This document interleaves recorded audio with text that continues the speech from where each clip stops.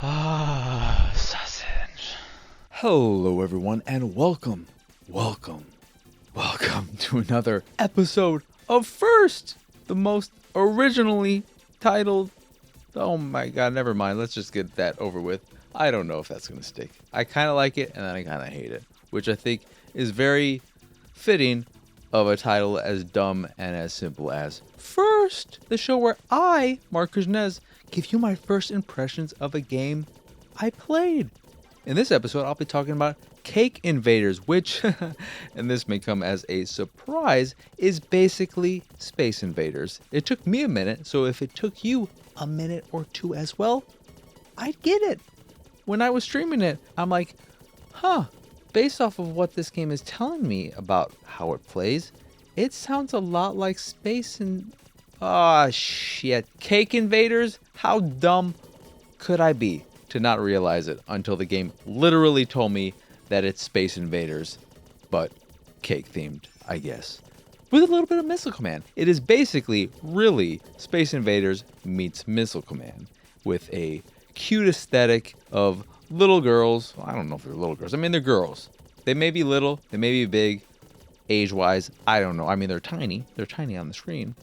But they have miniguns, and they're shooting up at monsters and whatever the hell space creatures these are, coming down to attack your half donuts, your donut halves, whatever they are, and you need to protect the donut halves.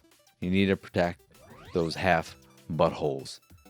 And that's the basic gist of it. You have an on-screen cursor. I was playing it on my Xbox Series X. It is an Xbox One game and available pretty much everywhere, as most East Asia soft games are. And it's solid. It's a fun arcade game if you like Space Invaders, or more so Missile Command. I think it's way more in line with Missile Command. You just don't have missiles coming down, you have the invaders coming down. But you have to protect these 5 or 6 bases, and as you get upgrades, the more enemies you kill, you'll fill up a rainbow meter, and when that's full, a rainbow orb, donut, whatever will come on the screen. You destroy that and you'll get some kind of bonus, whether that's a buff to one of your donut halves or another girl to start shooting with you. And that makes the game significantly easier, because this game does have a weird difficulty curve in that it's most difficult at the very beginning when you only have one girl to fire at the enemies. But once you get a second one, it becomes significantly easier. It's got a nice, cute, colorful aesthetic, and it's just a pleasant,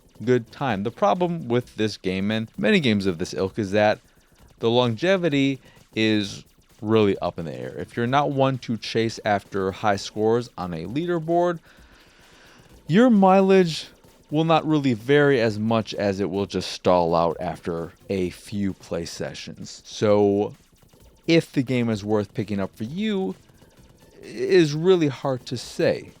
It does dole out achievements or trophies, whatever your fancy is, very quickly and very easily. So, as to be expected with most East Asia soft games and Rodalaika games for that matter, it is a very easy achievement / trophy game. So if that is your fancy, oh my god, this game will tickle the shit out of it.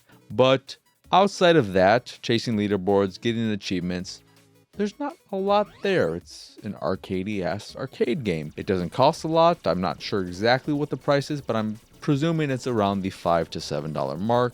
And that's pretty much it. Power-ups will occasionally show up that will grant you more buffs to your donut halves or a faster firing rate, stuff like that. There are not bonus weapons, but special weapons, I guess, that I never ended up using. So there's that as well. But it is very much so just Space Invaders meets Missile Command, leaning towards the Missile Command side. And if you're like me, a fan of Missile Command, it's a good time. It just is a time that I don't think I'll ever revisit again. I enjoyed the 20 or so minutes I put into the game, but outside of playing it again to get what few achievements I didn't get during that time, I got 13 of the 15 achievements in the game, and outside of just cleaning up to get those last 2, I don't see myself returning to this game ever again. Which isn't to say it's a bad game, it's just not the kind of game that has long legs. But that's just how some games are, and that's what Cake Invaders is. A pleasant, good little time, and that's it. And there's nothing wrong with that. Anywho, that will do it for this here episode of First. Once again, I am Marcus Nez. Y'all can find me on Twitter and pretty much everywhere at PX Sausage. If you'd like to see me streaming games like Cake Invaders, you can do so over at twitch.tv/PX Sausage. If you're enjoying this video, don't forget to like, and if you haven't already, subscribe and all that jazz. And you can also check out more videos if you do enjoy this one, if you haven't already been checking out the other videos I make. And speaking of Pixelated Sausage, which I didn't say because you're already here over at the YouTubes, presumably.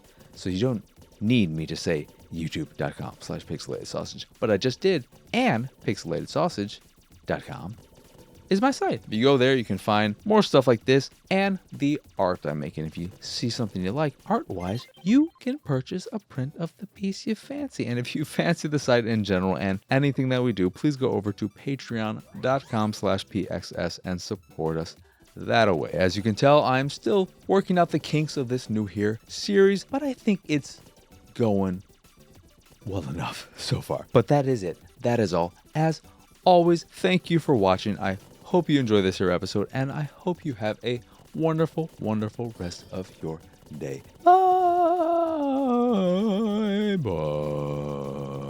Bye.